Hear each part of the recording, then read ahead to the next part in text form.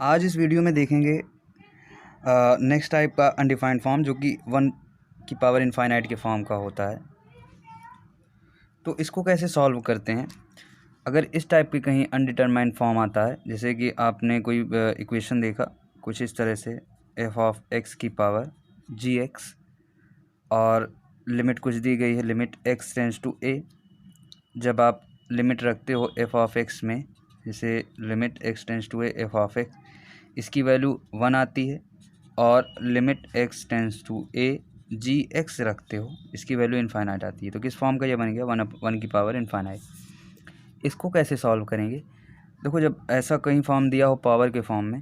तो क्या करेंगे हम लोग, पहले तो लॉग ले लेते हैं, क्योंकि पावर के फॉर्म को हम लोग अगर मल्टीप्लाई के फॉर्म में बनाना चाहते हैं तो लॉग ही ले सकते हैं। यहाँ पर हम लेते हैं, कोई लिमिट दी गई है, दोनों तरफ हमने लॉग ले लिया, लॉग ऑफ एल। यहाँ पर आप जब लॉग लोगे तो आ जाएगा जी एक्स, क्योंकि पावर बाहर चली आएगी, और लॉग ऑफ एफ एक्स। अब देखो लॉग को यहाँ से कैसे रिप्लेस करेंगे, लिमिट लिखेंगे x tends to a g x, और इसको थोड़ा सा अलग कर लेते हैं, limit x tends to a log of f of x. देखो, हमें एक आइडेंटिटी पता होती है कि अगर कहीं कुछ इस तरह से दिया हो लॉग में, लॉग ऑफ, यहाँ पर देखिए कहीं पर भी हमने बेस नहीं लिखा हुआ, तो जब भी बेस नहीं होता तो उसका बेस ई ही मानते हैं। यहाँ पर अगर कहीं कुछ इस तरह से दिया हो डिवाइडेड बाई एक्स और लिमिट एक्स टेंस टू 0 दिया हो, तो उसकी वैल्यू क्या होती है, 1 होती है। तो यहाँ पर क्या होता है, जैसे ही आप 0 रखते हो ये 0 हो जाता है। यहाँ पर अगर कोई फंक्शन दिया हो एफ ऑफ एक्स, तो यहाँ पर हमको पता है ना कि इसकी जो वैल्यू होगी, जो इस पूरे फंक्शन की जो वैल्यू हम लोग मान लेते हैं, ये कोई फंक्शन है एफ ऑफ एक्स जो कि 1 + x के इक्वल है। तो यहाँ पर भी देखो आप, वैल्यू 1 ही तो आती है, तभी तो ये जो होता है log 1 0/0 के फॉर्म का बनता है, और इसकी वैल्यू 1 आती है। तो थोड़ा सा इसको इंटरचेंज करके लिख लेते हैं। अगर कहीं कुछ इस तरह का दिया हो, एक्स को हम लोग जैसे कि ये हम लोग मान लेते हैं ये 1 + x एक पूरा फंक्शन है, तो यहाँ पर क्या आ जाएगा, ln f ऑफ x। अब हमने जो है एफ ऑफ एक्स को यहाँ पर ये फंक्शन मान लिया, और लिमिट एक्स टेंस टू जो भी कुछ दी गई हो, एक जनरल लिमिट मान लेते हैं, लिमिट एक्स टेंस टू ए। और यहाँ पर ये जो हो जाएगा, क्योंकि यहाँ पर x दिया हुआ है और 1 + x की वैल्यू एफ एक्स है, तो जो x की वैल्यू होगी वो होगी एफ ऑफ एक्स -1, और इसकी वैल्यू 1 आएगी। तो आप देख लो ये भी इस फॉर्म का दिया गया, इसको चेंज करने के लिए क्या करते हैं, अगर एफ ऑफ एक्स -1 से डिवाइड कर दें तो इसकी वैल्यू क्या आ जाएगी, इस पूरे की वैल्यू 1 आ जाएगी। तो हमने यहाँ पर डिवाइड किया है, तो यहाँ से इसको मल्टीप्लाई भी करना पड़ेगा, तो जो ओवरऑल वैल्यू आएगी एफ ऑफ एक्स -1, यहाँ पर हमने मल्टीप्लाई कर दिया इसमें। तो यहाँ पर क्या आ गया, limit x tends to a g of x into में एफ ऑफ एक्स -1, और यहाँ पर ये लॉग एल है। तो अब हमें लॉग एल की वैल्यू तो नहीं चाहिए थी, हमें एल की वैल्यू चाहिए थी। तो अब एल की वैल्यू चाहिए होती, लॉग हटाना होता है, तो वहाँ पर ये पूरा का पूरा जो है ई की पावर में चला आता है, e to the power of limit x tends to a f of x -1 और यहाँ पर जी एक्स, इस तरह से हो जाता है। तो यहाँ पर हमें इसका कॉन्सेप्ट क्या मिला कि अगर कहीं पर भी 1 की पावर इनफाइनाइट के फॉर्म का मिला हो, और ये इस तरह से फंक्शन दिया गया हो, limit x tends to a f of x की पावर जी एक्स, और ये 1 की पावर इनफाइनाइट के फॉर्म का बन रहा, तो इसको डायरेक्टली हम लोग लिख देंगे ई की power limit x tends to a f of x -1 और इनटू में जी एक्स। तो अब इसके क्वेश्चन देख लेते हैं, तो अच्छे से क्लियर हो जाएगा। क्वेश्चन है कुछ इस तरह का, limit x tends to infinite 1 + 2/x की पावर x। यहाँ पर आप देखो, जैसे ही लिमिट रखोगे, यहाँ पर आपने इनफाइनाइट वाली लिमिट रखी, तो ये क्या आ जाएगा, 1 + 0, और x की जब आप वैल्यू रखोगे इनफाइनाइट, तो क्या आ गया, 1 की पावर इनफाइनाइट, अनडिफाइंड फॉर्म आ गया। अब इसको कैसे सॉल्व करेंगे, इसको देखो हमारे पास फार्मूला क्या था, ई की पावर में उस फंक्शन को लिख देते हैं। तो ये जो फंक्शन है हमारा क्या हो जाएगा, ई की पावर ऑफ, ये हमारा फंक्शन है एफ ऑफ एक्स -1 लिखते थे,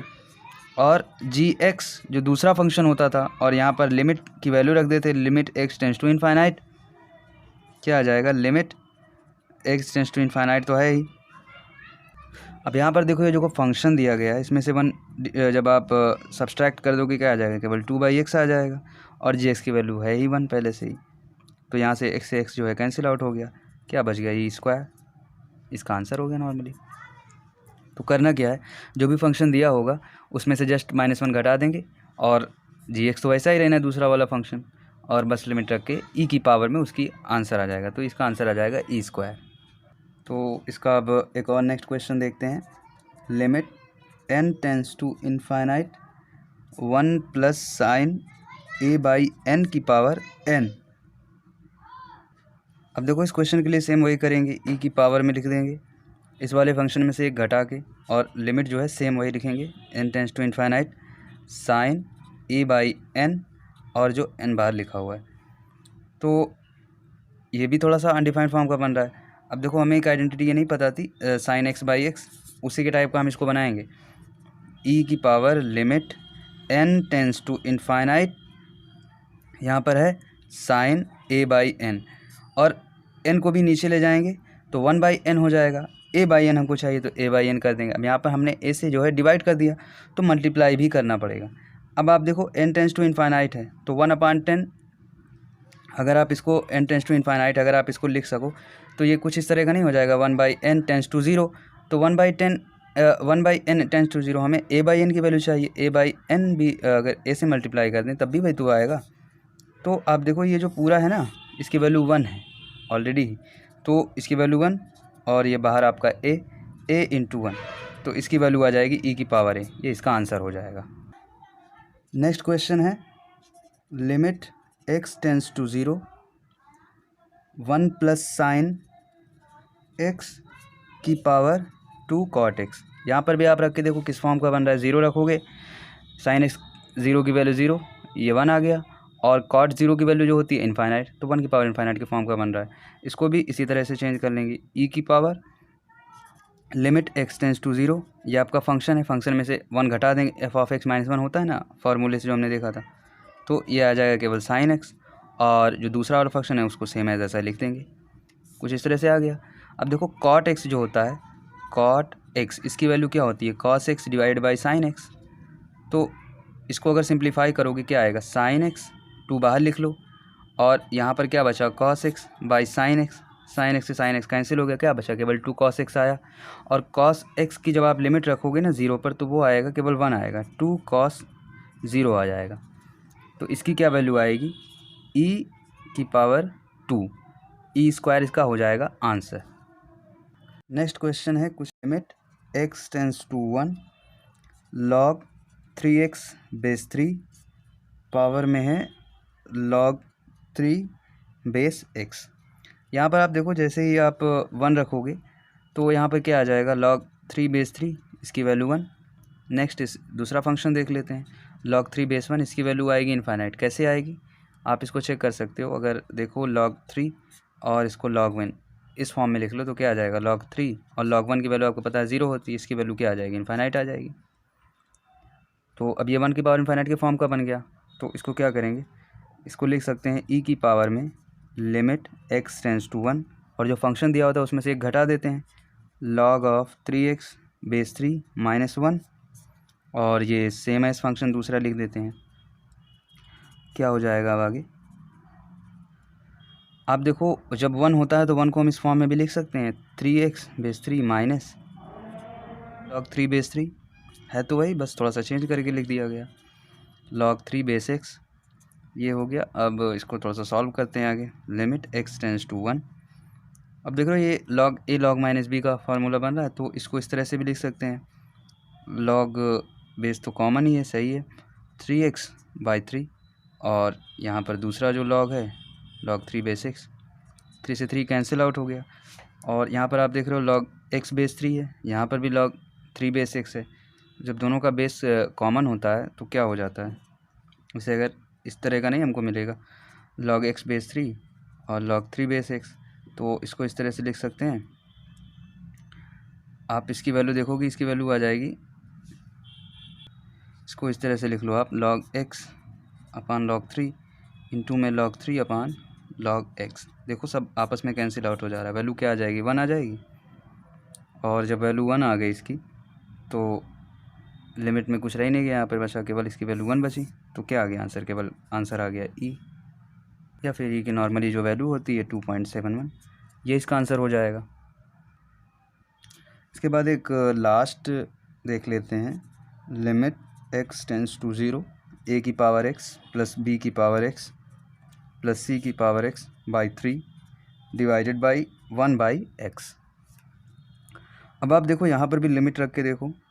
a की पावर 0, b की पावर 0, c की पावर 0, इसकी वैल्यू 1, इसकी वैल्यू 1, इसकी वैल्यू 1, 1 प्लस 1 प्लस 1 3/3, मतलब 1 आ गया ओवरऑल, और 1/0 इन्फाइनाइट, 1 की पावर इन्फाइनाइट के फॉर्म का बन रहा है। सेम एज इसको भी क्या करेंगे, e की पावर में लिमिट x टेंस टू 0 और इस पूरे में से -1 कर देंगे, a की पावर x प्लस b की पावर x प्लस c की पावर x डिवाइडेड बाई 3 -1, और सेम एज इस फंक्शन को इसी तरह से लिख देंगे। अब केवल हम इस फंक्शन को लेके चलते हैं आगे, क्योंकि e की पावर में है, बाद में इसको थोड़ा लिख लेंगे। क्या हो जाएगा, a की पावर x, और यहाँ पर आप लिखोगे क्या आ जाएगा, b की पावर x, c की power x -3 divided by 3 into में 1/x, और लिमिट x टेंस टू 0 है, और ये e की पावर में है। आगे क्या हो जाएगा, आपको देखो एक फार्मूला पता है ना, a की power x -1 divided by x, और लिमिट लिखी हो x टेंस टू 0, तो इसकी वैल्यू होती है ln a होती है। सेम एज आप यहाँ पर भी इस फॉर्म में बना लोगे, इसको आ जाएगा a की power x -1 divided by x plus b की power x -1 divided by x plus c की power x -1 divided by x। क्या हो गया, x सब में जो है हो गया, बट 3 बस केवल बचा है, आप 3 को चाहो तो बाहर लिख लो, और इसके आगे लिमिट लगी हुई थी, लिमिट x टेंस टू 0, तो आपको पता है इसकी वैल्यू क्या आ जाएगी, ln a, इसकी वैल्यू ln b, इसकी वैल्यू ln c, 1, और इसकी पूरी की वैल्यू हमें पता चल गई क्या आ जाएगी, e की पावर में 1/3 ln a plus ln b plus ln c। जब ln लॉग जो है प्लस में दिया होता है तो उसको हम लोग मल्टीपल में लिख देते हैं, log ln a b c, और आप इसको चाहो तो कि 1/3 आप इसको पावर में लिख दो ln a b c, और ये 1/1 की पावर 3 1/3, और ये भी जो है आपका जो बेस है और इसका भी जो बेस है देखो सेम है, तो क्या हो जाएगा इसकी overall value a b c की पावर 1/3। तो इसकी जो वैल्यू आ जाएगी वो आ जाएगी cubic root of a b c, ये इसका आंसर हो जाएगा। तो ये इस वीडियो को यहाँ पर एंड करते हैं, और जो इसकी कुछ आइडेंटिटीज़ होती हैं, कुछ इसके पर्टिकुलर केसेस हैं 1 की पावर इनफाइनाइट के, उनको हम लोग नेक्स्ट वीडियोज़ में देखेंगे। तो आज का वीडियो यहाँ पर एंड करते हैं।